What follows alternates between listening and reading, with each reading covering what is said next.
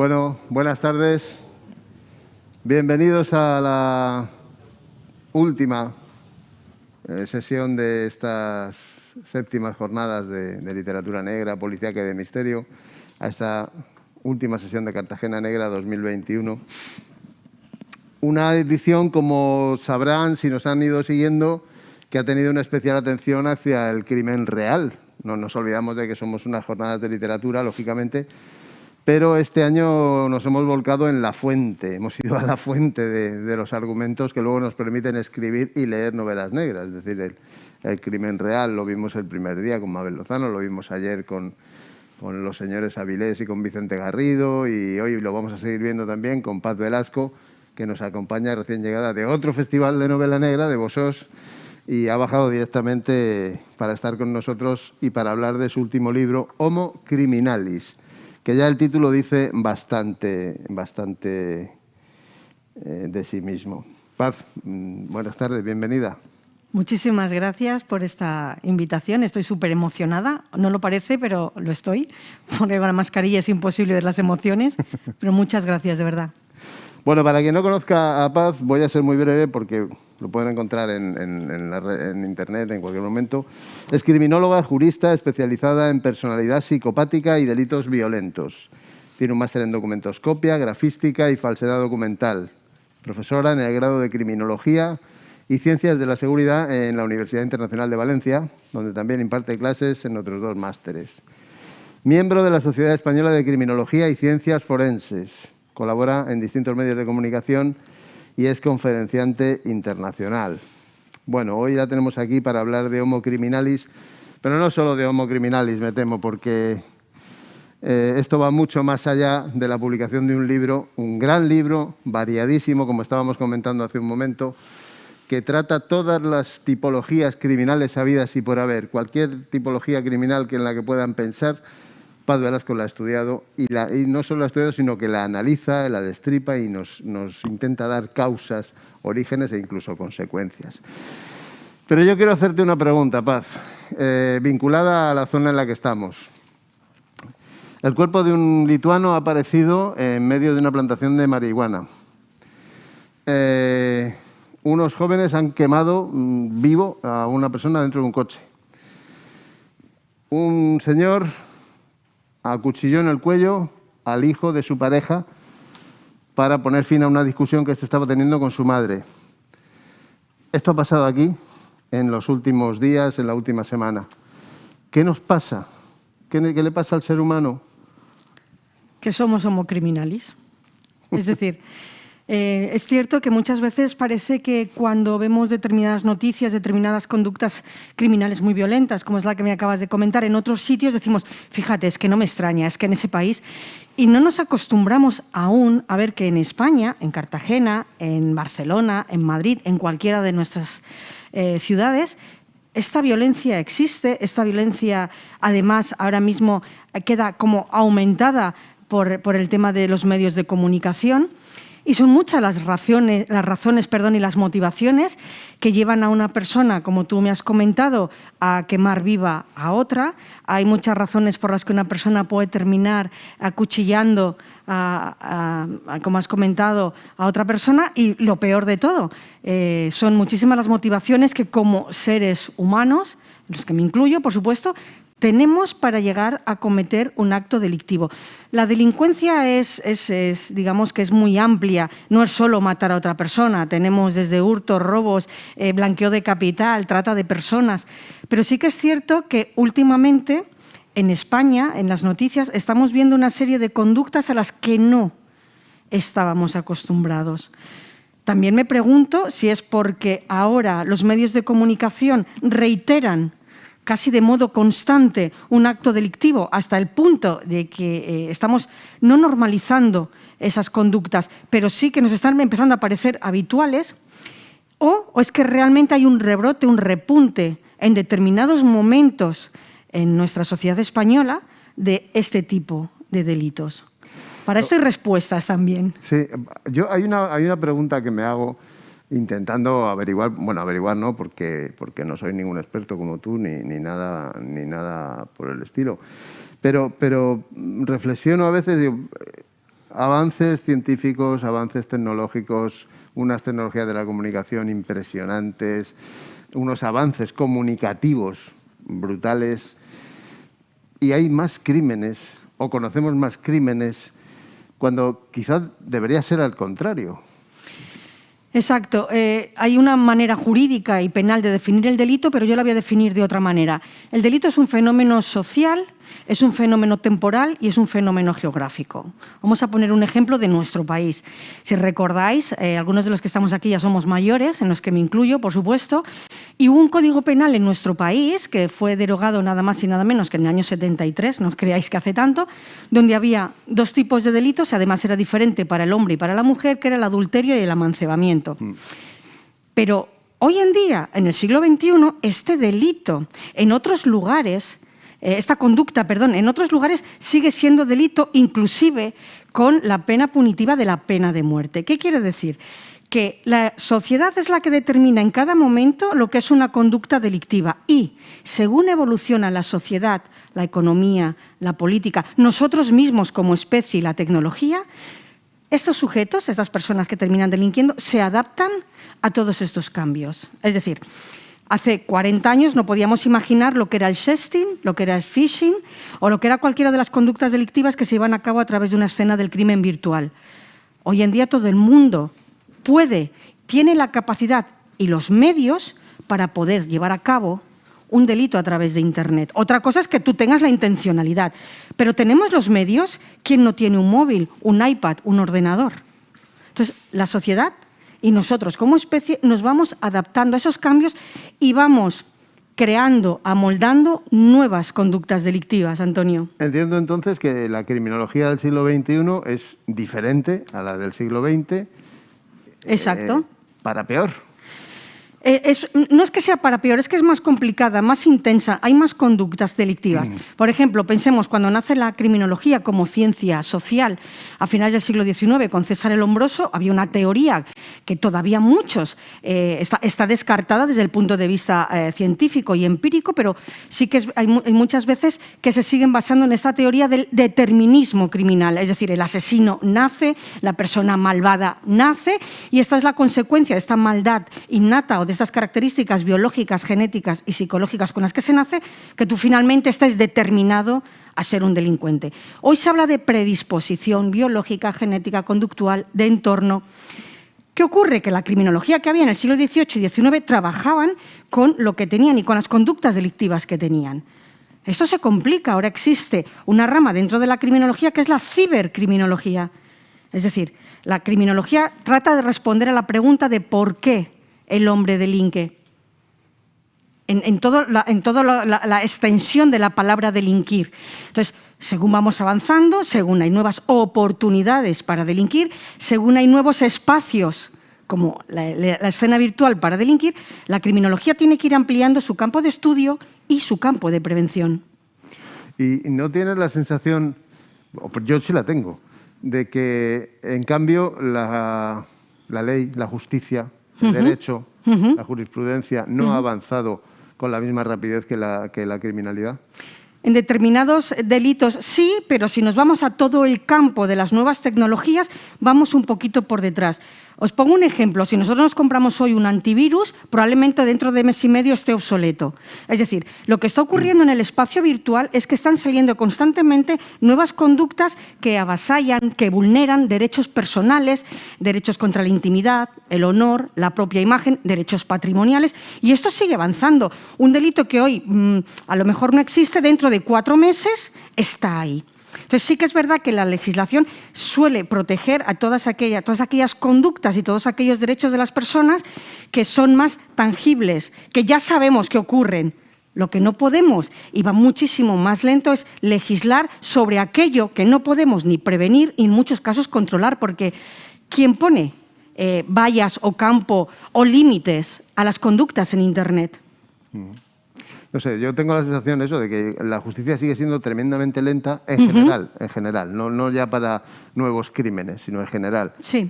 Y cuando un criminal se actualiza, Exacto. Yo tengo algunos amigos policías y tú lo Sí, sabes sí, sí. también, que te confiesan que es que tienen que formarse a una velocidad tremenda porque el delincuente se forma casi más rápido. Y cualquier cosa que un policía ya intente prevenir, probablemente ya lo ha cometido el delincuente.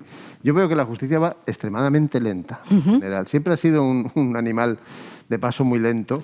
Sí, además, bueno, tenemos también que pensar que determinados delitos y determinadas denuncias, demandas, bien sea en el ámbito civil, en el ámbito penal, bueno, pues tienen su ritmo. ¿Y qué ocurre? Que muchas veces se saturan, bueno, pues determinados juzgados. No es lo mismo un juzgado de Barcelona que me imagino un juzgado de Cartagena, con muchas denuncias o luego también está cómo trabaje cada juzgado, pero de por sí la justicia es lenta porque, por ejemplo, en el ámbito penal hay dos fases, está la fase de instrucción y está la fase oral. La fase de instrucción puede llegar a pasar los 24 meses de investigación. Entonces, ¿qué ocurre?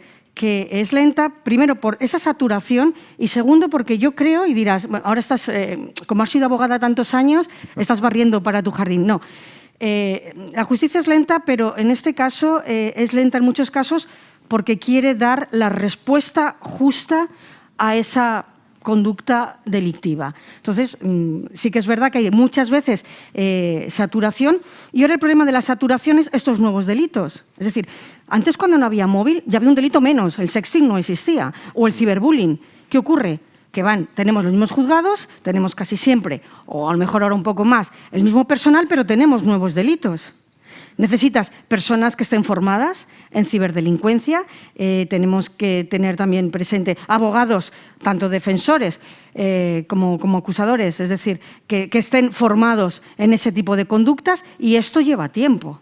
Es decir, a mí me trae un caso y a lo mejor no estoy preparada y yo tengo que dar la mejor defensa a mi cliente. Pues esto conlleva que yo tenga que perder X tiempo en preparar una materia o a lo mejor en adoptar nuevos estudios porque no estoy formada en ciberdelincuencia. Has mencionado ya varias veces ese término ciberdelincuencia y tal. ¿Tan grande es el terreno cibernético para la delincuencia? Sabemos, bueno, yo creo que todos sabemos que vivimos en una red oficial de Internet y hay una red oscura, la Deep Web, donde se puede encontrar de todo. Donde se puede comprar un órgano, donde se puede encargar un asesinato, donde se puede contratar un sicario, comprarte un Kalashnikov. ¿Eso es un terreno abonado para la criminología? Exacto. Bueno, para la criminalidad. Para la criminalidad, sí. Hay tres elementos para que pueda confluir y perpetrarse un delito con éxito, que son un tiempo, un momento temporal, me lo invento, las 10 de la noche, un espacio, un parque, un parking, y, evidentemente, una interacción entre víctima y victimario y una ausencia de guardián capaz. Es decir, que haya una ausencia de una persona, un policía, un vecino, un testigo, una cámara de seguridad que evite el delito. ¿Esto qué ocurre? Que en un espacio físico hay un delincuente y una víctima. Vámonos al espacio virtual. En espacio virtual, para empezar, todos nosotros somos el producto. Es decir, en Internet, cuando nosotros metemos fotografías, cómo estamos, dónde estoy, qué como, qué tengo, qué no tengo, estamos de alguna manera vendiendo quiénes somos. Cuando tú quieres cometer un delito en Internet, hay una víctima, se pueden fijar en mí, ¿y cuántos victimarios tengo alrededor que tienen la posibilidad de atacar mis bienes? Mis bienes me refiero a la propia imagen, al honor, a la intimidad o incluso mi patrimonio si yo meto mis códigos y mis números de tarjeta de crédito en Internet. ¿Esto qué quiere decir? Que a diferencia del espacio físico donde se enfrenta un agresor con una víctima o un grupo de agresores con una víctima, en Internet hay cientos de víctimas que están siendo oteados, visibilizados por miles de personas, dígase adolescentes, dígase mujeres, dígase personas que compran todo absolutamente por Internet. Entonces, ¿qué es lo que ocurre? Hay una mayor oportunidad para encontrar a una potencial víctima, se escudan en un falso anonimato porque realmente muchas veces encontrar a la persona que ha cometido un ciberdelito no es tan fácil y además tienen la posibilidad de escoger, de seleccionar a la víctima que ellos quieren, como puede ser en el caso de los e-predators o los pedófilos digitales. Entonces, todo eso hace que la escena del crimen virtual, es decir, Internet, sea un espacio donde sujetos, hombres y mujeres, que jamás llevarían a cabo una conducta delictiva en un espacio físico, desde un acoso a un ciberstalking, en el caso de la red, a un hurto, un robo, se atrevan a dar el paso escudado en esos tres elementos, en que puedo escoger a una víctima, en que esta asincronía hace que yo pueda acosar, atemorizar o amenazar a una víctima en el momento del día o de la noche que quiera, incluso mientras ella duerme, y además me puedo escudar en ese anonimato porque me creo un perfil falso, porque a través de un servidor de otro país. Entonces, son elementos que hacen que la delincuencia haya aumentado porque hay una mayor oportunidad para delinquir. ¿Y las fuerzas del orden no avanzan un poco más también utilizando el ámbito cibernético? Sí, lo que pasa es que los cuerpos de seguridad, para avanzar, cuando, por ejemplo, surge un nuevo delito, tienen que saber qué ha ocurrido, tienen que averiguar el modus operandi, cómo se ha hecho, cuál es el perfil de la persona que ha llevado a cabo ese delito y también cuál es el perfil de la víctima, porque es cierto que para cometer algunos delitos sí que hay que tener unas determinadas características como víctimas. Víctimas podemos ser todos, por supuesto, de cualquier tipo de delito. Pero lo que sí está claro es que para ser víctima de determinados delitos de tener unas características. Es decir, para ser víctima, por ejemplo, de un pederasta o de un pedófilo, es de cumplir unos requisitos, en este caso, de edad. De tener una serie de características, ser inocente, exacto. Entonces, lo que ocurre es que, claro, que los policías, y tenemos en España, además, algunas de las unidades de investigación de ciberdelincuencia en la Guardia Civil o en Policía Nacional, están avanzadísimas. Pues lo que te vuelvo a decir, si dentro de 4 meses surge un nuevo tipo de delito, ahora el último año ha salido un tipo de delito muy común, que es el psicópata emocional, el Don Juan cibernético, este hombre que se dedica a enamorar a mujeres y lo que hace finalmente es vaciarles el número de cuenta. Tienen que estudiar el perfil, cómo actúa, cuántas cuentas se abre, a qué víctimas selecciona. Luego, para poder prevenir ese delito, tienes que saber cómo actúa, es decir, tienes que tener unos datos para después poder prevenir, pero antes tiene que ocurrir, porque no puedes prevenir algo que no conoces. Hablas de términos que, claro, tú controlas y conoces porque eres un especialista, de sexting, phishing y demás. ¿Crees que el ciudadano medio, ciudadano de a pie, sabe realmente la dimensión que están adquiriendo esos delitos cibernéticos? Yo creo que nueva criminalidad. Fíjate, si los jóvenes, aun sabiéndolo, llevan a cabo conductas de máximo riesgo y terminan en muchos casos pues siendo víctimas de este tipo de delitos, imaginemos a personas pues como mis padres, que les tienes que explicar pues absolutamente todo. Sí que hay una falta de información en el sentido de que hay muchos usuarios de Internet, de las redes sociales y de todo lo que conforman las nuevas tecnologías, que no son conscientes de los riesgos que se corren. Es decir, meter el número de cuenta para pagar un producto o el número de tarjeta para pagar un billete de avión implica un riesgo. Tú no sabes si muchas veces cuando recibes estos famosos mensajes que te llegan de una entidad bancaria o incluso de Hacienda, como ha pasado el año pasado, ¿cómo discierne una persona que es mayor, que no tiene formación tecnológica y que en el banco le han explicado, no te preocupes, te voy a enviar esto por mail? ¿Cómo puede discernir esa persona si quien hay detrás es un estafador?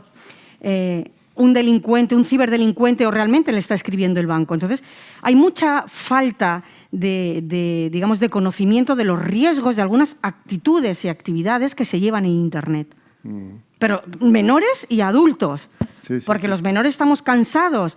Yo estoy cansada de ir a muchos colegios a hablarles del riesgo del sexting y aún así sigue ocurriendo. Sigue ocurriendo. ¿Sabéis lo que es el sexting? No me imagino todo. Explicarles por si acaso no hay quien no lo sepa qué es el sexting. El sexting como tal no es un delito. Es decir, el sexting consiste en compartir con una persona imágenes o vídeos personales en una actitud erótica definida.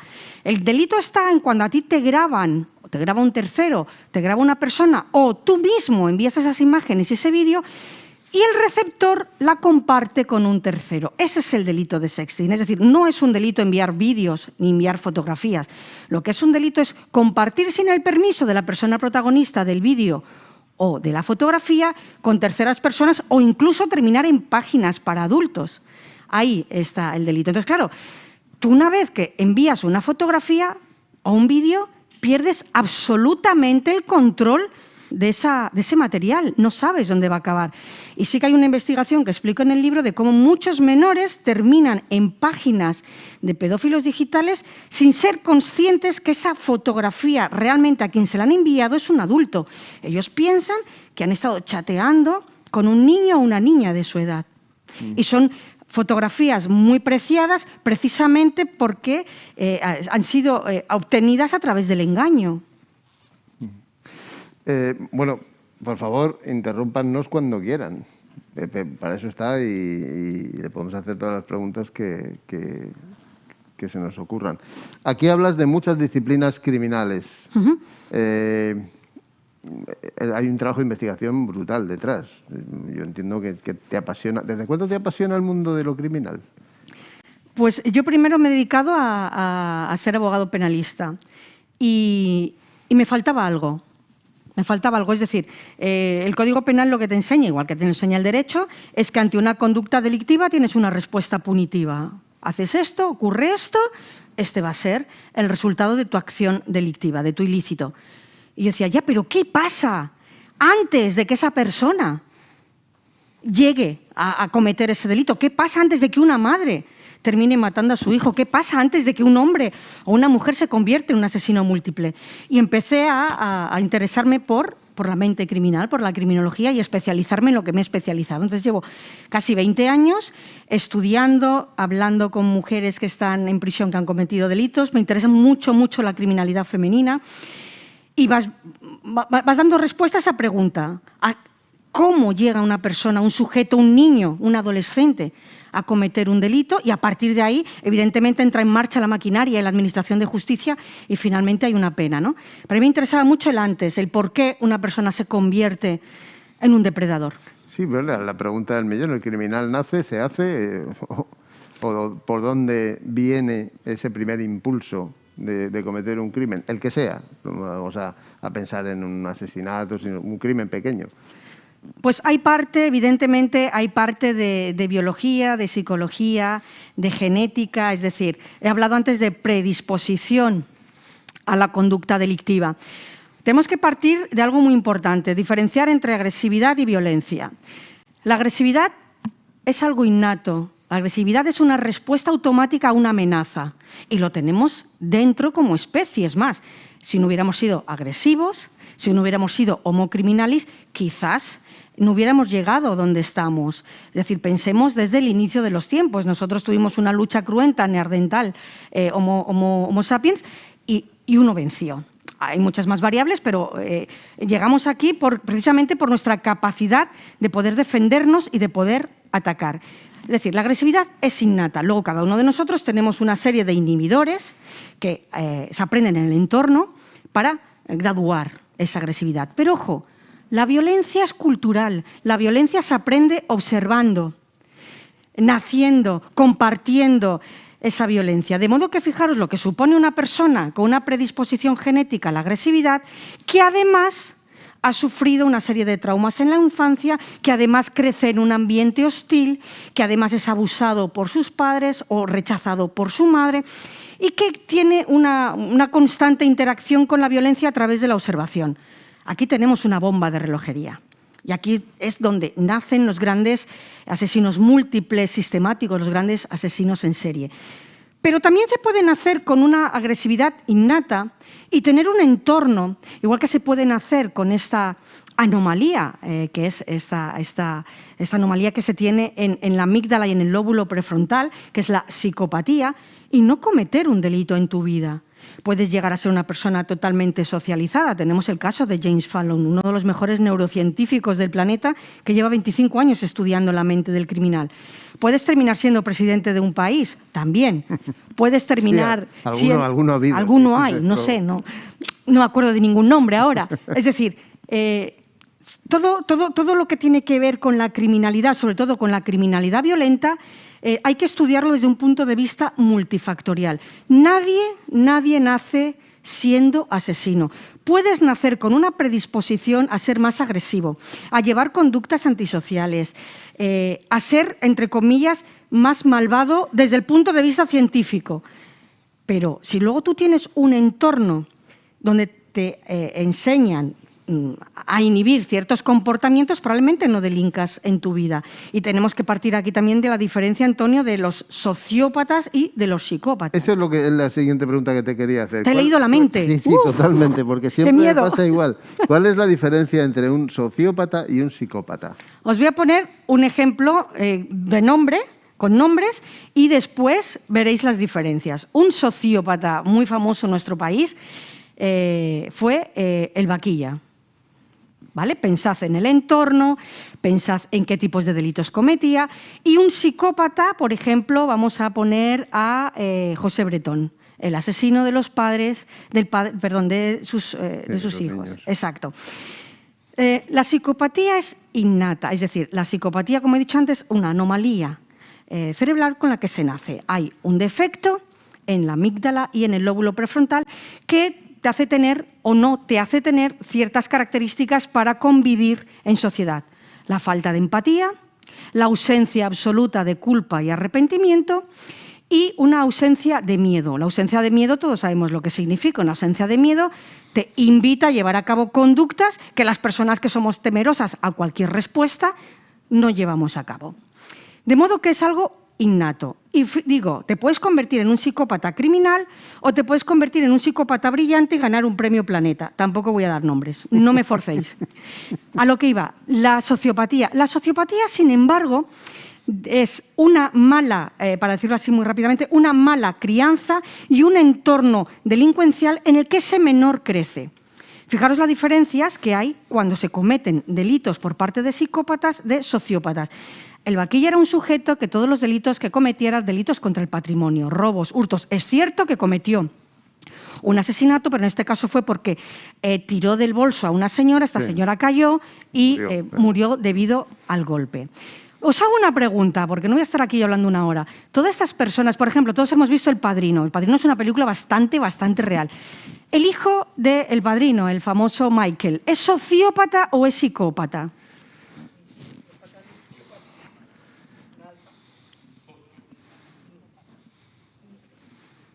Yo no me atrevo a decirte porque... No es nada de los dos, dice Charo. ¿Seguro que no es nada de los dos? Cuando... no sé. No. A ver, la diferencia fundamental es que con la psicopatía se nace y el sociópata se hace. Y una de las fundamentales diferencias entre un psicópata y un sociópata es que para el sociópata, digamos que se puede reinsertar de nuevo en la sociedad y tiene una característica que no tiene el psicópata. Siente una empatía profunda por todo su entorno. Entonces, familia, amigos, esposa, hijos, mientras que el psicópata simplemente los cosifica para tener esa posición social, la que sea. Entonces, eso es una diferencia fundamental.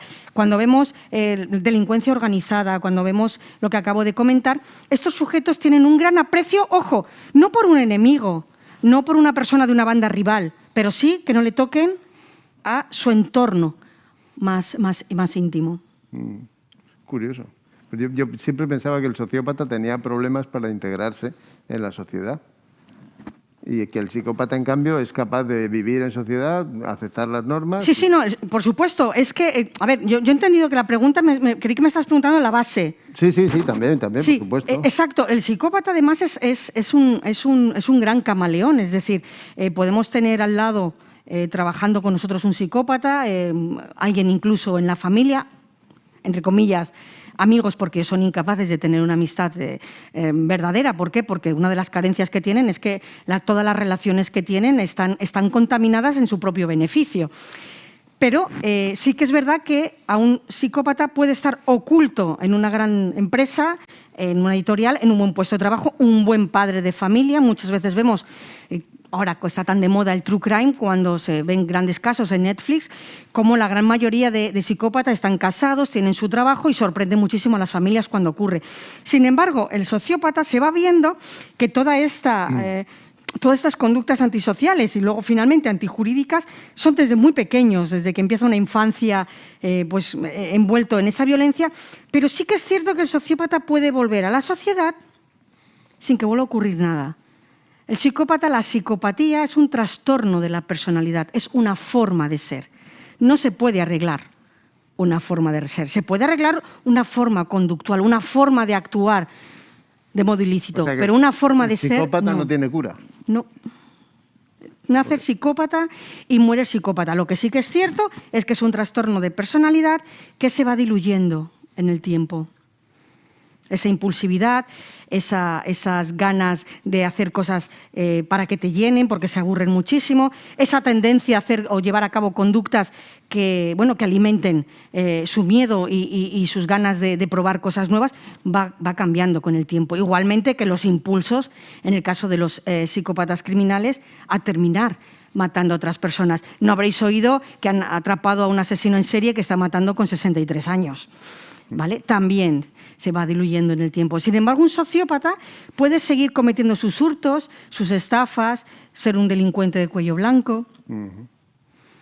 Qué curioso. ¿Hay herencia genética en la psicopatía? Sí, hay herencia genética en la psicopatía. Pero vuelvo a decir, psicópatas criminales hay poquísimos. Lo que más hay en la población, y casi todos están en prisión, lo que más hay en la población son los psicópatas funcionales, los psicópatas integrados, los psicópatas corporativos, que son los que están en grandes empresas, en grandes puestos de trabajo, porque precisamente sus características, sus rasgos de psicopatía les hacen alcanzar el liderazgo y el éxito. Es decir, las psicopatías son, digamos, una serie de características que pueden hacer que te conviertas en un depredador terrible y en un asesino, pero pueden hacer que te conviertas en una persona de éxito. ¿Por qué? Porque la psicopatía no es o soy psicópata o no soy psicópata, sino que son una serie de rasgos que depende de cómo se mezclen ese tipo de rasgos, más cómo ha sido tu infancia, tu educación, etcétera, te puedes convertir en un líder, en un gran artista, en un gran pintor, o te puedes convertir en un padre que termina asesinando a sus hijos para vengarse de su esposa. Yeah. Te voy a hacer una pregunta incómoda. Bueno, no soy psicópata, no. No era esa, no tan incómoda. Piensa en los principales nombres políticos, los más conocidos actualmente. ¿Hay alguno que presente indicios de psicopatía, según tu criterio? Sí, hay uno que se acaba de marchar del poder hace muy poquito en Norteamérica, que cumplía... No, pero yo decía... Aquí en España, sí, tenemos uno también muy cercano, sí. Y sigue ahí. Sí. ¿Y no nos vas a decir quién es? Bueno, os puedo dar una pista. Es de las pocas personas que conozco que la portada del libro es su cara. Vale. Un narcisismo exacerbado. Bueno. De todas las disciplinas criminales que analizas y estudias y difundes aquí, ¿hay alguna por la que tengas especial predilección? Sí, una de las cosas que más me apasiona es ese lado oculto que tenemos todos. Evidentemente todos tenemos un lado oculto sin llegar a terminar convirtiéndonos en delincuentes. Pero me apasiona mucho la manera que el mal se oculta entre el bien. Es algo... todos hemos visto a veces en las noticias cuando atrapan a un agresor sexual, al tipo delictivo que sea, que todo el mundo dice, ostras, pues parecía un tipo normal. Es que no sé por qué vamos a creer que vamos a ver un monstruo. A mí a veces cuando me dicen, es que son monstruos, a ver, no, porque los monstruos que salen en los cuentos, en los libros, en las películas, se identifican físicamente, grandes orejas, uñas, lo que sea. Estos sujetos, estos depredadores, estos hombres, estas mujeres que terminan cometiendo delitos contra otras personas, porque somos el único de los pocos, bueno, hay 3, pero nosotros somos superdepredadores. Somos de los depredadores que hay en este planeta que matamos por placer a miembros de nuestra propia especie. ¿Cuáles son los otros 2? Uno es el cuco y el otro es la zarigüeya. Sí, lo explico en el libro, que tela para encontrarlo. Tuve que hablar con un biólogo para que me explicara. Es verdad que el cuco mata a uno, expulsa para quedarse con su nido. Exacto, y las zarigüeyas se matan entre ellas por determinadas razones, pero el resto de especies no matan por placer. Matan o para alimentarse o para proteger el territorio, para defender a su camada, es decir, ¿de acuerdo? Entonces, una de las cosas que más me apasiona y que seguiré estudiando, supongo que hasta que ya no vea y se me caigan los ojos, es cómo se esconde el mal de una manera tan virtuosa. A veces cuando detienen a un pedófilo, a un pederasta. Recuerdo un caso de hace un par de años, era inspector de Hacienda, un hombre intachable. Y sin embargo, la conducta delictiva que llevaba perpetrando la llevaba haciendo hacía muchísimos años. Entonces, es eso, es un buen padre de familia, un buen compañero de trabajo, un buen amigo, pero que tiene esa dicotomía, que tiene ese otro lado que nadie sospecha.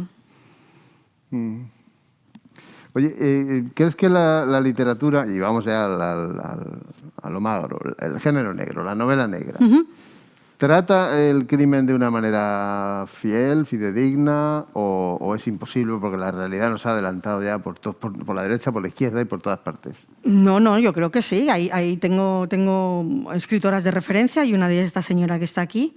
Luego te doy el jamón y eso. Luego recoge el jamón y eso. Es cierto, a ver, desde hace 30 o 40 años que... Te lo digo, y perdona, sí. preciso, te lo digo porque leyendo tu libro me daba la sensación de que como autor de novela negra, sí que poco me queda ya por cualquier cosa que yo intente imaginar ha pasado ya, y seguramente de una manera mucho más cruenta. O dicho de otra forma, cuanto más leo sobre investigación criminal y sobre crímenes reales, más inútil me siento a la hora de crear literatura negra. Bueno, yo no soy escritora de novela negra, consumo muchos libros, yo me considero librópata, y esto sí que lo puedo decir en público, y vosotros, he hablado con muchos escritores y siempre me dice que la realidad siempre supera a la ficción. Yo he leído novelas negras extraordinarias, otras menos extraordinarias, pero sí que es cierto que está muy bien detallado, está muy bien descrito, es todo muy creíble, muy real y muy verosímil.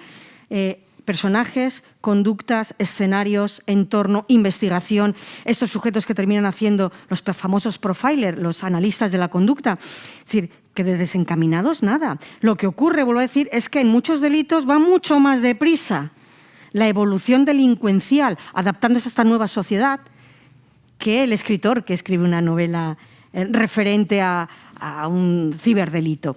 Pero yo me encuentro comodísima leyendo a algunos autores, disfruto un montón. Sí que es cierto que por defecto profesional pues analizo a los personajes, claro. Pero me he encontrado poquísimas veces con alguien que digas, buf, este personaje no es creíble ni de casualidad, o sea, al contrario.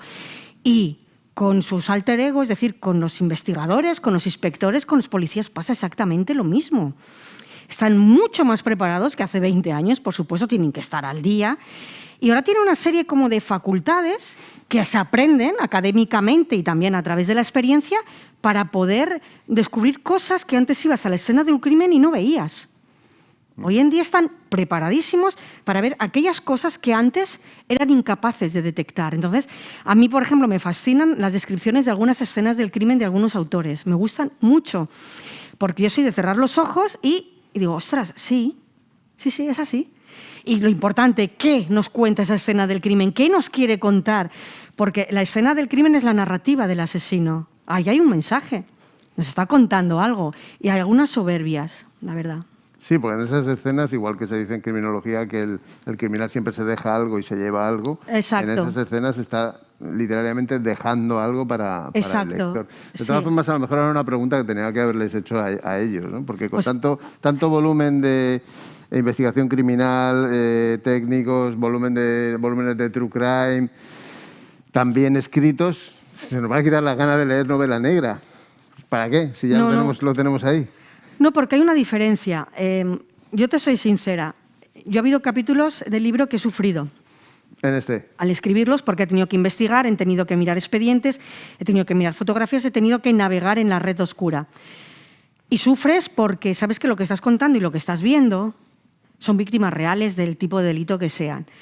Sin embargo, suena raro, pero yo cuando leo una novela negra, aunque estemos ante un personaje muy sádico y con unas conductas aberrantes, bueno, pues muy graves, acabo el libro, lo pongo en mi estantería y ese señor no es que no exista, no existe ahí para que otros criminales puedan alimentarse, porque la mayoría de los criminales, cuando tienen una serie de características, se alimentan de los crímenes de criminales predecesores.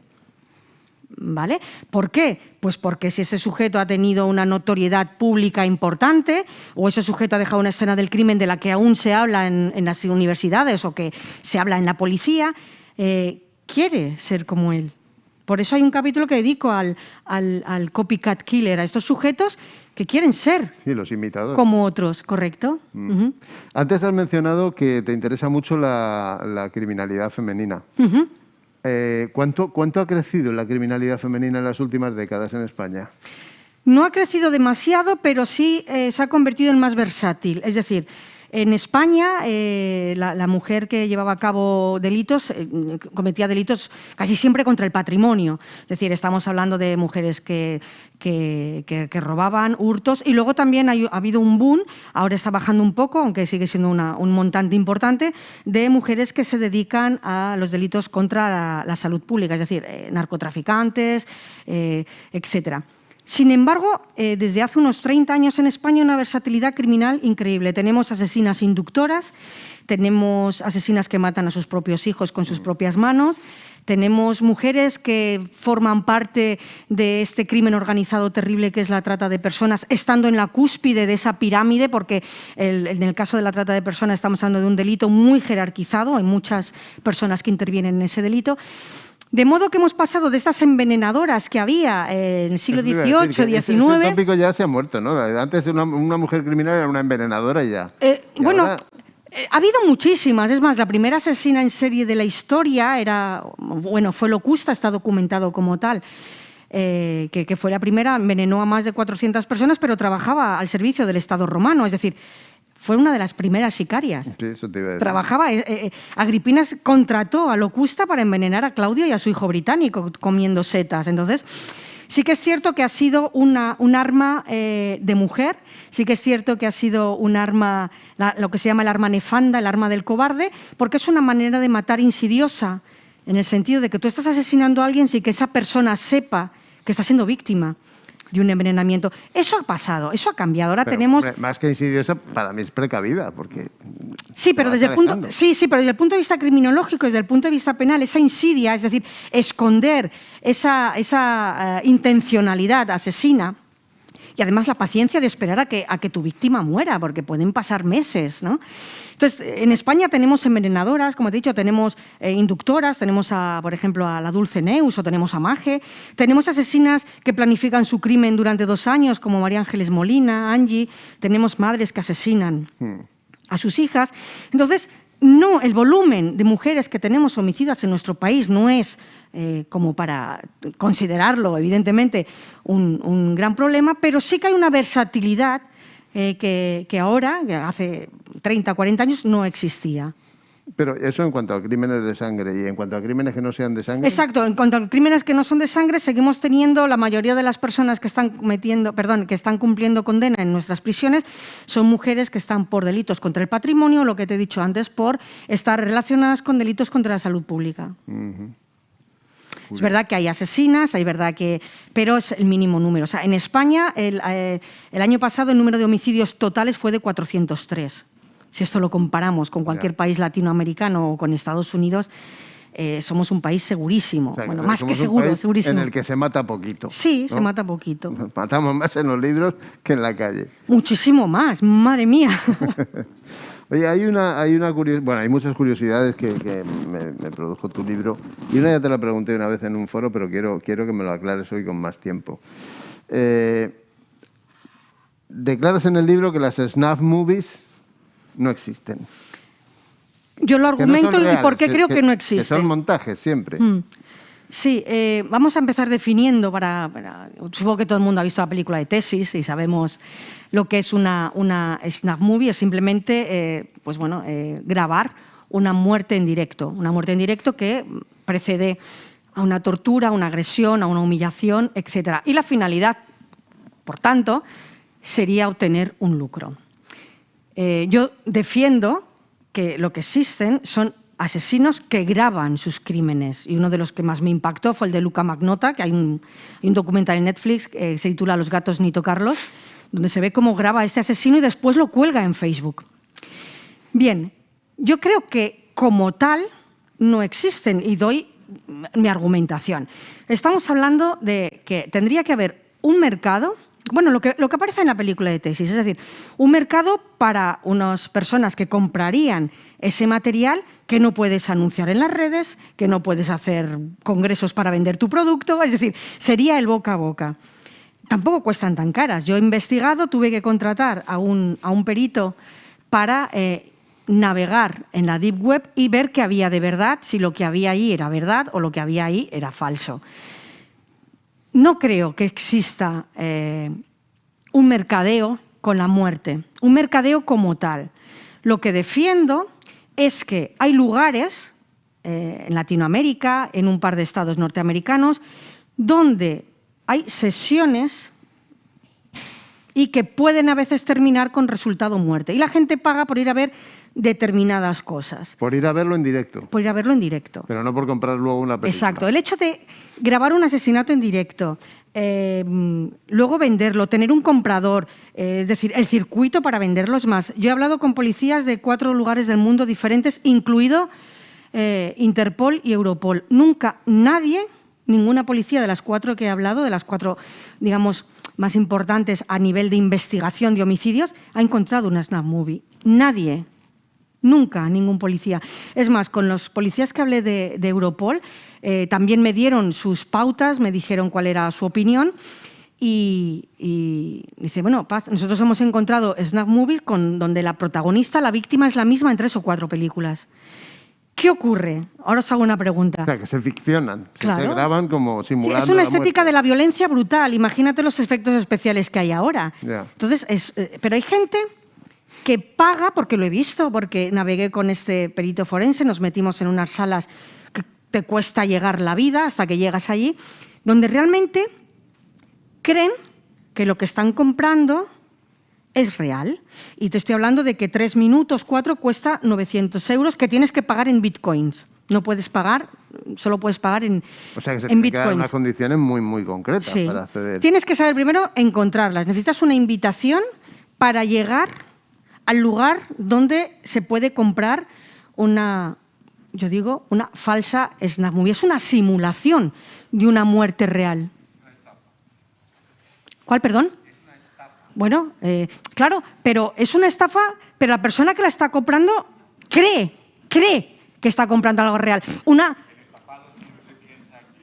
Exacto, sí, pero en una estafa normalmente se va a dar un beneficio recíproco. Es decir, yo voy a estafar a alguien, pero sé que si yo te doy este dinero o lo que sea, voy a recibir algo a cambio. En este caso simplemente es por ese tipo de personalidad, porque cualquiera de los que estamos aquí no seríamos capaces de ver un asesinato en directo siendo conscientes de que esa persona de verdad va a morir. Otra cosa es ver una ficción, ¿de acuerdo? Entonces, o sea, se tiene que dar una serie de características, tienes que saber mucho y llegar ahí y pagar. Y además tienes que tener bitcoins para poder pagar, o sea que no puedes pagar. Y esa cinta, ese vídeo dura 3-4 minutos, no dura nada más. ¿De acuerdo? Entonces, con la investigación que yo he hecho, todo lo que explico en el libro, con qué policías he hablado, nunca se ha encontrado una película de un asesinato real con el cual se haya comercializado. Aquí en España hubo un caso muy conocido donde se decía, ¿vale? Entonces yo me pregunto si realmente esto era real, y aquí tenemos a su señoría, como es que nadie en España dijo, oye, tráeme las cintas. Sí, claro.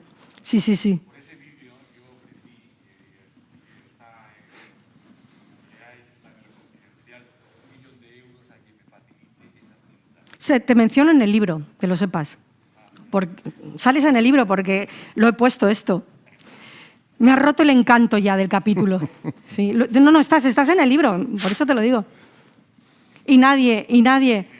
Pero ocurrió en Estados Unidos también. No.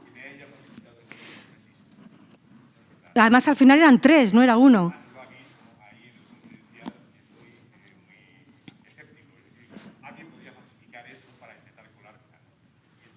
Ajá. Yo aquí lo que hago con un capítulo que además me costó, y lo que os he comentado antes, el de los pedófilos digitales, me costó muchísimo escribirlo, explico de dónde nace ¿Cuál es el origen de la snuff movie? ¿Por qué de repente surge este concepto? Y fijaros que surge el concepto tras el asesinato a manos de la familia de Sharon Tate. ¿Vale? Y a partir de aquí nos lo desvelo porque hasta que llega el concepto a nuestro momento actual. O sea, estamos hablando de un recorrido temporal importante.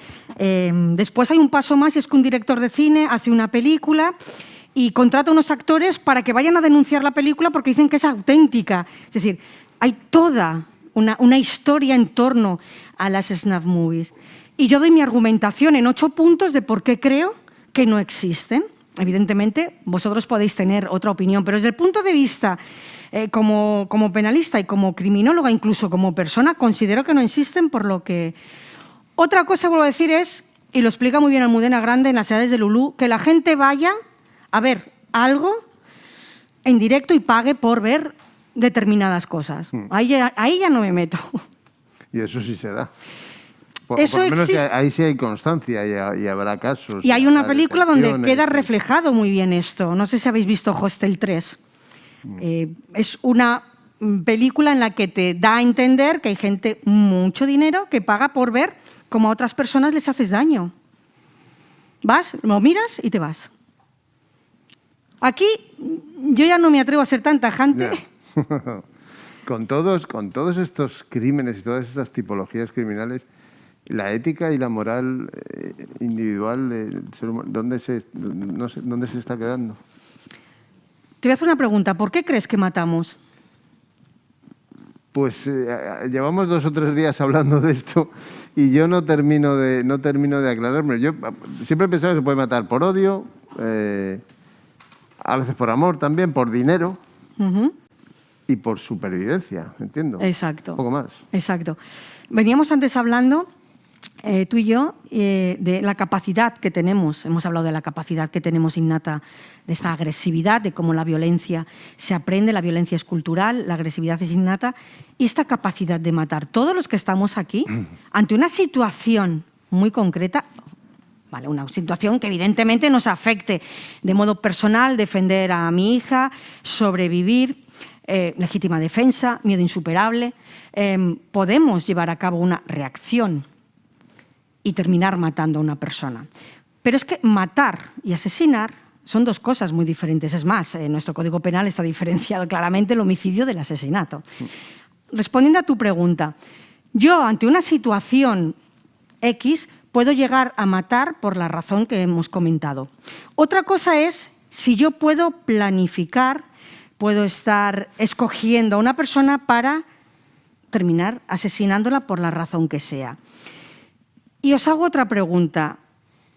Si realmente matar o asesinar o dañar no estuviera penado, quizás a algunos miembros de la sociedad darían ese paso. Aquí es donde entra la respuesta que tú me estás preguntando. Somos nosotros, con nuestras conductas, con nuestros principios, los que nos ponemos límites. Pero incluso a veces en nuestra cabeza, esta primera fase del iter criminis de fantasear, hemos pensado en hacer daño a otras personas. ¿Qué ocurre? Tenemos una serie de inhibidores. Hacer daño es una cosa, pero matar es otra. Sí, no, pero hay gente que ha pensado en llegar hasta ahí. Yo he hablado con personas que han ideado, incluso planificado, y son una serie de impedimentos, sobre todo la respuesta de la ley la que se lo impide, pero no porque no tenga ese impulso. Incluso yo he hablado con algunos estudiantes que tienen ese impulso, pero debido, evidentemente, a todas las razones sociales y penales que eso implica, no lo hacen. En el libro hablo de David Bush y de esta teoría que habla de la teoría del homicidio como algo que ha ayudado a la sociedad a evolucionar. Una pregunta que hizo en clase es, pasó un test para ver cuántos hombres y cuántas mujeres habían pensado de modo certero en asesinar a otra persona, a una expareja, a la suegra, al marido, a que fuese. Y el 84% de las mujeres dijeron que sí y el 92% de los hombres dijeron que también. Ideación, simplemente. Muy altos. Altísimo. Y en el libro explico por qué. ¿Cuál es la razón de que algunas veces se nos pase por la cabeza? Porque nosotros tenemos un derecho penal del acto. O sea, si realmente tuviéramos un derecho penal por pensar, no habría cárceles en el planeta.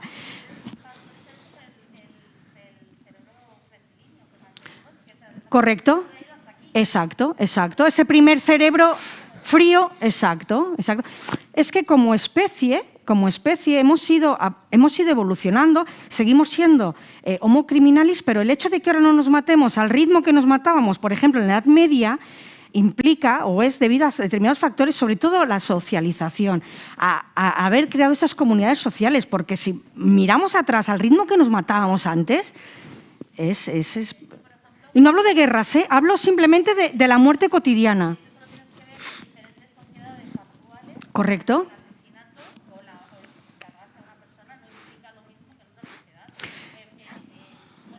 Sí. No. Y luego es verdad que hay determinados países donde la vida no tiene el mismo valor que puede tener en otras sociedades, sí. Oye, ¿qué es la parafilia? Uy, mi tema favorito. Esto no lo habíamos hablado, ¿eh? Pues las parafilias, tenemos dos tipos de parafilias. Tenemos las parafilias que podemos tener todos, que ahora explicaré un poquito y os vais a sonreír. Como tenéis la mascarilla no os voy a ver. Y luego están las parafilias patológicas. Bueno, una parafilia es simplemente una conducta sexual anómala. A mí no me gusta llamar conducta sexual desviada. Se sigue hablando de conducta sexual desviada. Me parece que la palabra desviada, la conducta social desviada sí, pero la conducta sexual anómala. Y defino por anómala aquella que está fuera de lo que estadísticamente se dice que es normal. Y son esas conductas que, con esas fantasías, esas conductas que te llevan a una gratificación sexual y a una excitación, pero de manera puntual. Pues a mí me gusta que mi marido pues, se vista de bombero. Pues el día que viene y se viste de bombero, esa parafilia que tengo yo fetichista hace que tenga una excitación sexual y una gratificación sexual posterior, pero puntualmente. El problema está en las parafilias patológicas, que son aquellas en las que ese sujeto, casi siempre hombres, solamente pueden excitarse o alcanzar la gratificación sexual a través de esa conducta o de esa fantasía.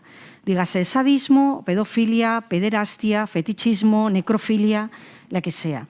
De modo que, en el caso de las parafilias, no están contempladas como delito en nuestro Código Penal siempre y cuando haya consentimiento. Es decir, una conducta de sadomasoquismo, si hay consentimiento por parte del actor activo y del actor pasivo, no hay problema.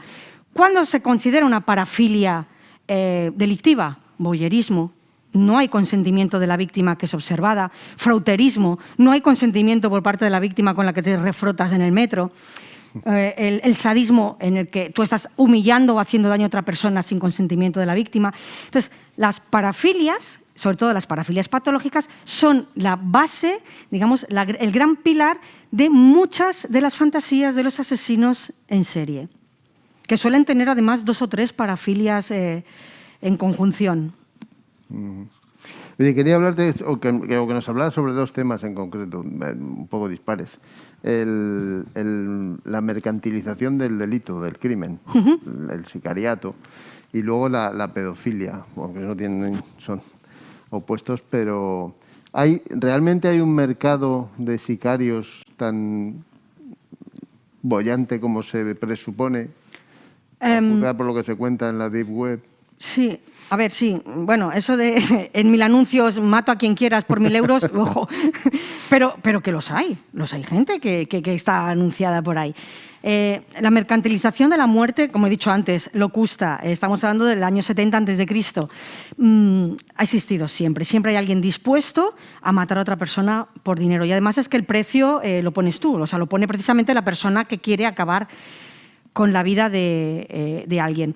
En el sicariato hay 3 modalidades, 3 tipos. Está el sicariato que forma parte del crimen organizado, es decir, estos sujetos que ya trabajan, trabajan porque consideran es un modus vivendi, lo consideran una profesión.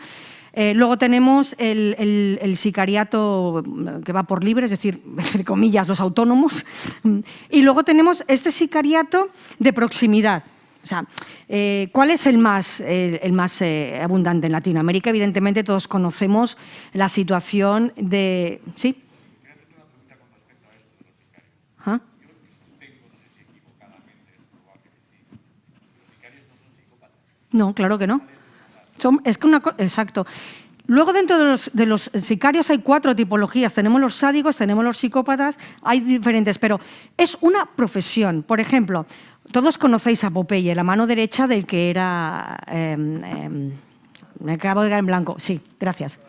Exacto, de Pablo Escobar. Hay varios documentales en YouTube, varias entrevistas en las que dice que él, por él hubiera dado la vida, que era su mano derecha y que era su trabajo. Y te explica cómo ha matado directamente a 200 personas e indirectamente, porque era el jefe del grupo de sicarios que controlaba, directamente a más de 2.000. Y te explica cómo era su trabajo. Pero es que luego tenemos a sicarios. Yo cuando voy a México, suena raro, pero suelo tener reuniones con fiscales y que están muy en contacto con este tema. Tenemos a los cocineros. Ahora os explicaré lo que es un cocinero, que casi todos seguramente que lo sabéis. Pero a lo que íbamos, el sicariato consiste en contratar a alguien para que acabe con la vida de una persona. Estos grandes sicarios que aparecen en la historia del crimen organizado casi siempre están en Latinoamérica, México, Colombia, etc. En Europa del Este, sin embargo, tenemos otro tipo de sicariato que es diferente, incluso en el modus operandi y la forma de actuar. Aunque también pertenecen al crimen organizado, no tiene nada que ver con el cártel. Y luego tenemos estos que están por España, por la Costa del Sol sobre todo, que tú los puedes contratar y resulta que la motivación para contratar a un sicario en España es la venganza personal, los celos, me ha sido infiel. Recordemos el caso Ardines, que contratan a un sicario para que mate a la persona que ha estado siendo el amante de tu mujer durante 18 años.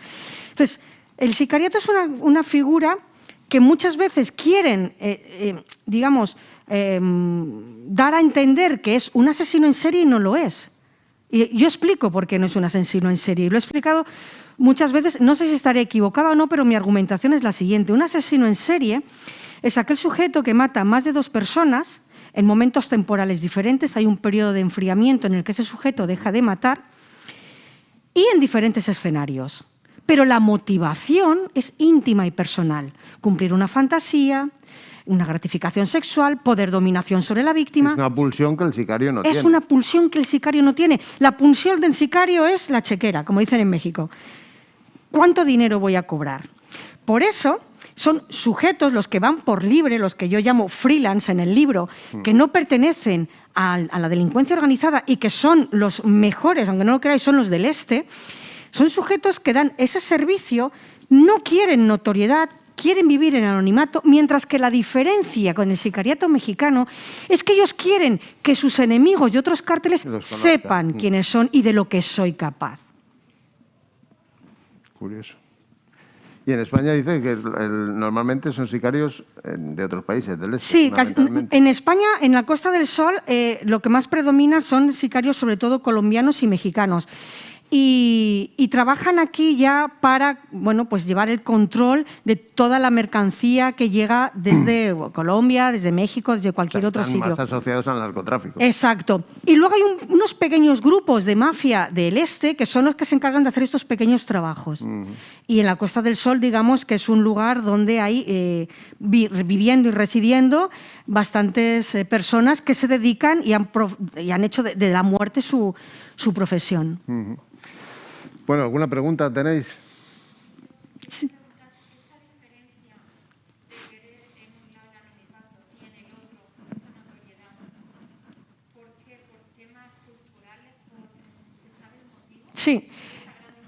Sí, en el caso de México hay muchos niños que con 12 años entran a formar parte de la delincuencia organizada, les instruyen, porque eso para ellos es ascender socialmente. Es decir, hay determinados lugares en México y determinados cárteles donde pertenecer al cártel e ir ascendiendo en esta pirámide mortal te da un prestigio. Habéis visto todos cientos de películas donde se ve con qué lujo viven estas personas. Y eso para ellos es un reconocimiento social.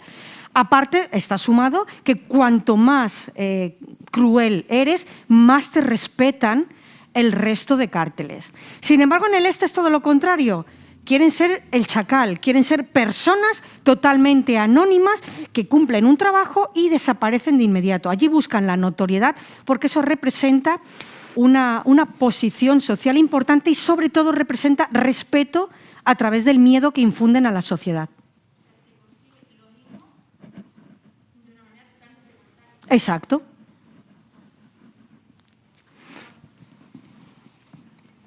Oye, Paz, ¿cómo se puede acabar con el ciberacoso? Uf. Bueno, a frenar o Sí. combatirlo, porque parece una cosa tan ¿Te refieres sencilla, entre comillas. tanto de menores como de adultos, te refieres? Sí, hombre, conocemos más de casos menores, de menores, sí. pero también habrá casos de adultos. Pues es una palabra que es la clave de muchísimas de las situaciones que ocurren en el ámbito delincuencial, que es la educación. Cuando regalamos un móvil a un niño, le regalamos un móvil ya que pone 2 frases y puede estar viendo imágenes para adultos en segundos. Pero no les educamos en cuáles son los riesgos. Entonces, no podemos, a veces, yo creo que no podemos regalar casi, entre comillas, y entendedme, por favor, un arma, y me refiero a arma porque esa niña o ese niño, como hay casos, pueden terminar suicidándose, como el caso de Joker, por ejemplo, aquí en España, o Amanda Todd, debido a unas consecuencias que tienen sus actos a través del móvil. Entonces, el ciberacoso digamos que se podría parar. Primero, los acosadores, estos niños que en muchos casos tienen unas características muy particulares, bueno, son un reflejo de lo que viven en casa en muchas situaciones. En otras no, en otras en casa son perfectamente niños casi modélicos que cuando se encierran en su habitación a decir que van a estudiar, lo que están haciendo es machacando a una compañera a través de memes o a través de amenazas por WhatsApp. ¿De acuerdo? Entonces, es la educación, el respeto. Pero lo más importante, el que en el propio colegio, los propios padres, les expliquemos cuáles son los riesgos, tanto de ser acosado como de acosar. Y preguntarnos, ¿cuál es la razón de que un niño termine insultando a otro? A veces no es ni porque sea diferente, sino por pura diversión. Yo comento una estadística en el libro y cuando preguntas a niños de la ESO de por qué acosan a otros compañeros, dicen, no lo sé. Entonces, ¿influye la imitación? Puede que influya. ¿Influyen algunas conductas que ven en casa que repiten este patrón en compañeros porque en casa no pueden? Es decir, como digo siempre, la conducta delictiva es multifactorial. Pero yo creo que la educación es fundamental y explicar que eso que estás regalando, ese móvil, puede tener unas consecuencias gravísimas si no se utiliza de una manera correcta. Pero a lo mejor explicárselo a los padres primero, a muchos padres. No, estoy hablando de los padres y luego después en el colegio. O sea, es verdad que en el colegio te educan, te enseñan, pero yo creo que el trabajo fundamental, el trabajo de campo, como yo digo, está en casa. Sí, bueno, mira, yo trabajo en un instituto, trabajo en la educación y a veces cuando nos encontramos un caso de acoso, hay situaciones en las que sí, pues ves un entorno familiar donde a lo mejor hay una conducta que no es la idónea y el hijo o la hija la tiene asimilada, pero también hay otras situaciones en las que no se da eso. Exacto. Entonces, y es difícil, a nosotros como docentes nos resultan muy difíciles de comprender, a mí por lo menos de comprender que puede llevar a un crío de 12, 13 años a machacar muchos sistemáticamente perfiles. Exacto. Y sí.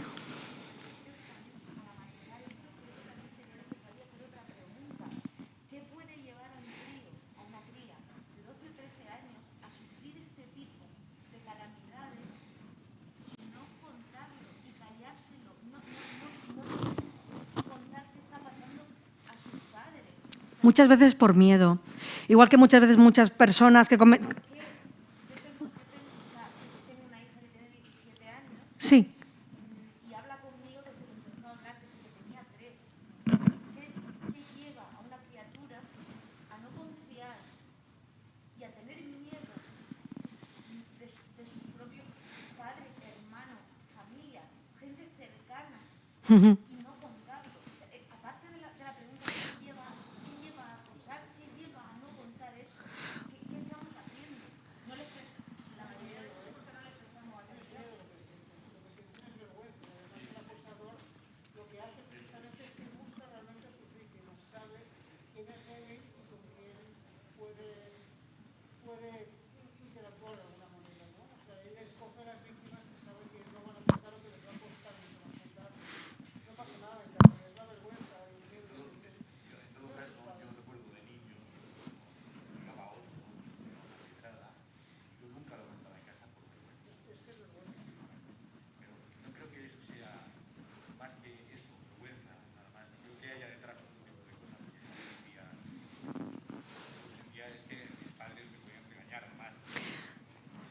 Sí, pero yo cuando hablo de miedo, hablo de esta escalada que hay de hoy te quito el bocadillo, mañana te rompo la mochila y pasado mañana te llevo al cuarto de baño y te hago un happy slapping. Explico lo que es porque lamentablemente la última sentencia que ha ocurrido el último caso que ha ocurrido en este país, la sentencia es para pensárselo. Es llevar a una persona, a un adolescente, a un lugar donde, bueno, digamos que no haya testigos ni haya nadie que pueda evitar esa conducta y mientras una niña golpea, la otra insulta, la otra aplaude y una está grabando con el móvil la agresión y luego después termina su vida en Internet o en las redes sociales. Esto es lo que se conoce como el happy slapping.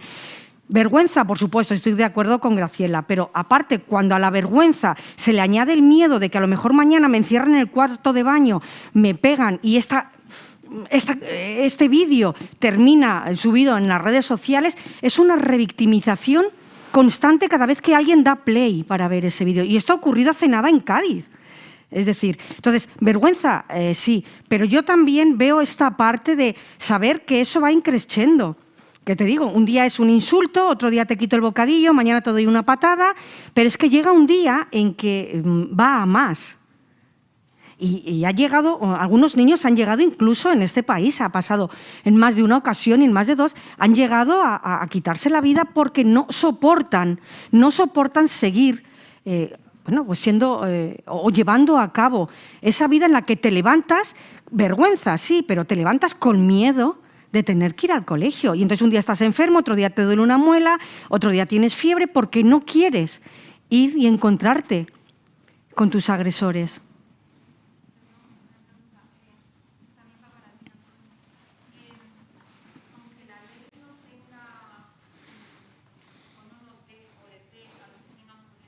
Específicas, gracias. Vale, perdón. Armas específicas para luchar contra esto. Los institutos no pueden, dentro de una normativa interna, a estos niños, a estos chicos que acosan, de alguna manera obligarlos a un cambio de centro, a una no sé cómo decirlo. Entiendo lo que te quiero preguntar. Sí. A obligarlos a lo mejor a asistir a algún tipo de terapia. Vale, algo. No pueden los centros sin que la ley les respalde. Mira, yo te explico algo. el funcionamiento que tenemos en los centros públicos. Cuando se detecta un caso de acoso, y Sí. bueno, y aquí está también el orientador de mi centro, que lo tienes ahí, que te lo podría confirmar. Primero indagamos a ver cuál es la situación, qué cosas han ocurrido, quiénes han participado y cuál ha sido la intensidad. Si es una cosa puntual y lo cogemos al principio, que es lo que suele ocurrir, pues aplicamos medidas internas, un aula de convivencia, la realización de una serie de actividades, a veces comunitarias, otras veces punitivas, se ha podido llegar a la expulsión, a pasar unos días en casa, etcétera.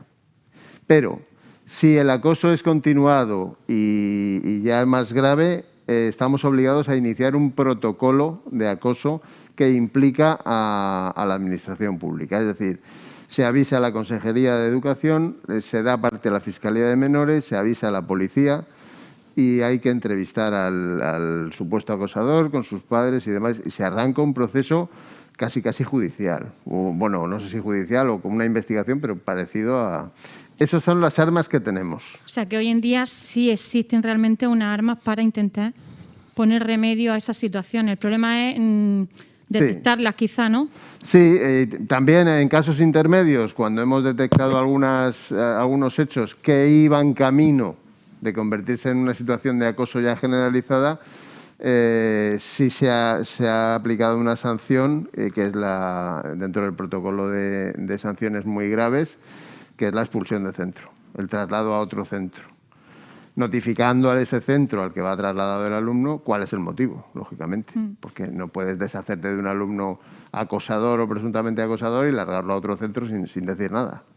Entonces, y esas criaturas a las que se les puede llegar a expulsar a la hora de reiniciar sus estudios, de continuar sus estudios en otros centros, ¿eso les condiciona de alguna manera? ¿Se tiene en cuenta a la hora de intentar en otros centros? A ver... a lo mejor me estoy extendiendo demasiado.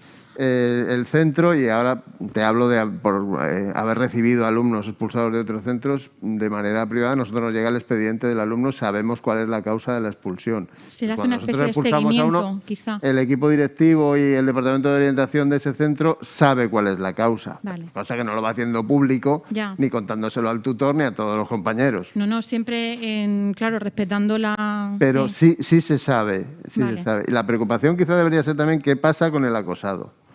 Efectivamente. Por desgracia, también hemos tenido casos en los que el acosado ha sido el que voluntariamente ha pedido el traslado a otro centro. Vale. Incluso aun cuando ya hemos adoptado medidas contra el acosador. Claro. Un centro de enseñanza es una sociedad en pequeñito. Sí. Es como un mundo exterior, pero con sus Es que a propias veces reglas. quizás no es solo el acosador, el chico o chica acosador, sino el entorno, que a veces quizá incluso apoya esa actitud. Entonces, Sí, el acosado es el que tiene que... Pues a todo esto súmale campañas de sensibilización, intervenciones grupales en el grupo, en el aula donde se ha producido ese caso, con todos los alumnos. Porque está el acosador, está el acosado y está el que mira, Claro, y está el que calla. exactamente. El observador. Está el que aplaude, lógicamente, Sí. el que lo graba, pero luego está el que mira y calla. Y tenemos que trabajar con todos. Es complejo. Hay que tener en cuenta que los jóvenes son la base de la sociedad dentro de X años. Entonces, si a esta base, a esta juventud, no le inculcamos el respeto, no le inculcamos, yo no sé si esto va a ir creciendo o en... Esa es no sé, mi manera de ver las cosas. Entonces, por saber si hay armas reales para intentar que la juventud el día de mañana se grabe aquí a fuego que el respeto es lo principal. Las hay Ya. y te aseguro que las Lo utilizamos. que pasa es que, claro, La esos cosa es jóvenes que- viven en casas con adultos a los que no se les ha inculcado anteriormente eso. Ya. Entonces, de ahí toda esa problemática. Bueno, pues ya está, gracias. Ajá.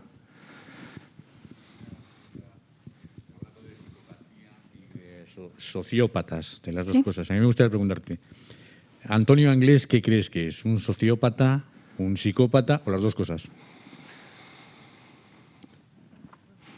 Claro, yo de Antonio Anglés datos tengo los que han salido en la prensa, es decir, no tengo nada más que ver en qué entorno ha crecido, el ambiente delincuencial en el que fue educado y cómo tiene una baja tolerancia a la frustración respecto a responder violentamente ante situaciones que los demás responderíamos de un modo social. Yo a Antonio Anglés, sí realmente participó en los hechos, le consideraría un psicópata. Y digo, si realmente participó. Sí participo, sí. Vale, pues participo. si es así, como yo lo Él desconozco, y yo Ricard, lo los desconozco, dos. si realmente ocurrió, porque yo la autopsia la he leído en varias ocasiones, podemos estar hablando de un psicópata sádico. Sí. Vale, gracias. De nada. Ahora que acabas de comentar la tolerancia a la frustración, Ujú. en la generación de los más pequeños que no se les tolera de alguna forma frustrarse, porque no se enseña a frustrar a un niño últimamente, ¿tú crees que eso en un futuro... No he entendido, que no se les enseña, perdón. A los niños, ahora hay muchos niños que no se les puede frustrar, o sea, se intenta no frustrar a un niño, se le da Tolerancia al todo fracaso. así, al primero, todo tiene que ser inmediato, lo que ellos quieran, comparten las decisiones de la casa, tienen la misma opinión, el mismo valor que la de un adulto. ¿Crees que eso puede generar que aparezcan más sociópatas en un futuro? A ver, en el caso de la educación parental está comprobado, hay 3 tipos de educación parental, vamos a hablar de los extremos.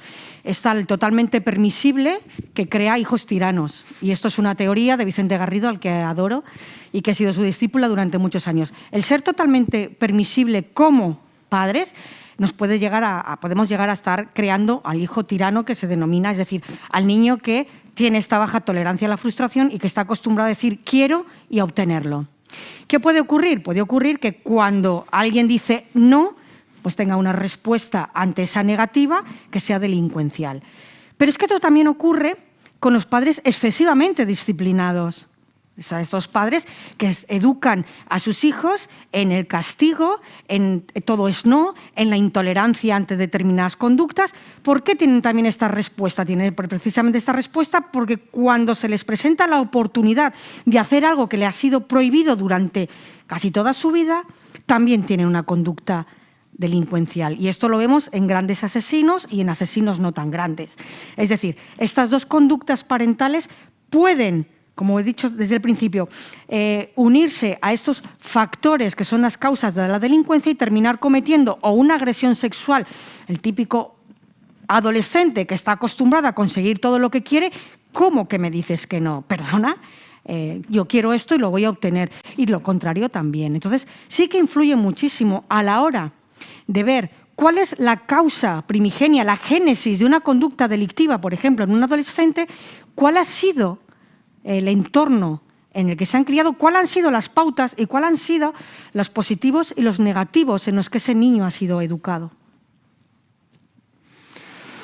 Joder, Paz, pues, son las Hora de 7 café. casi. Estaríamos ¿Qué aquí, dices? sí, pero me temo que tenemos que Sí, no, por supuesto. finalizar porque, bueno, Una Charo pregunta, hace la Charo. última pregunta y terminamos. Sí, a mí me gustaría saber si, supongo que sí, que si hay algún estudio en el que se pueda distribuir si hay psicópatas.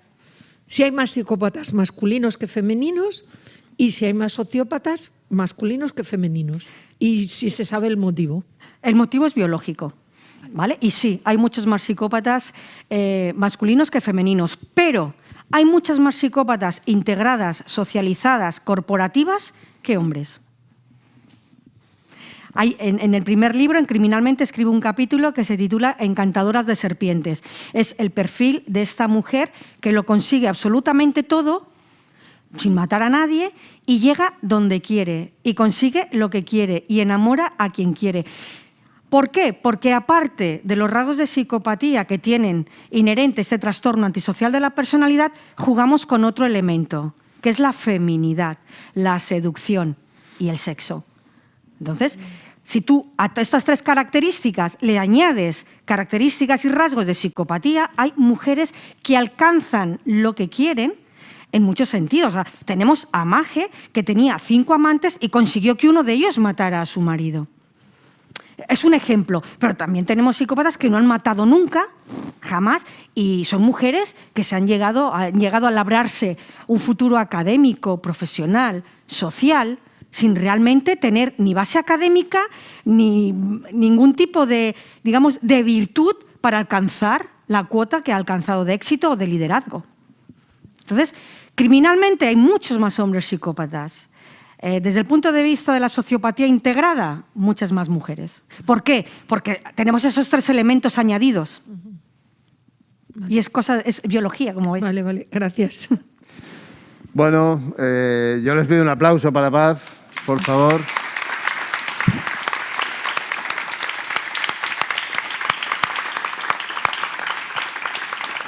Y les recomiendo que se hagan con este libro porque es tremendamente interesante. Les guste la literatura negra o no, la sociología, todo lo que... Aquí está todo. Aquí sí que ahí lo tienen. Vale. Gracias. Gracias, Paz.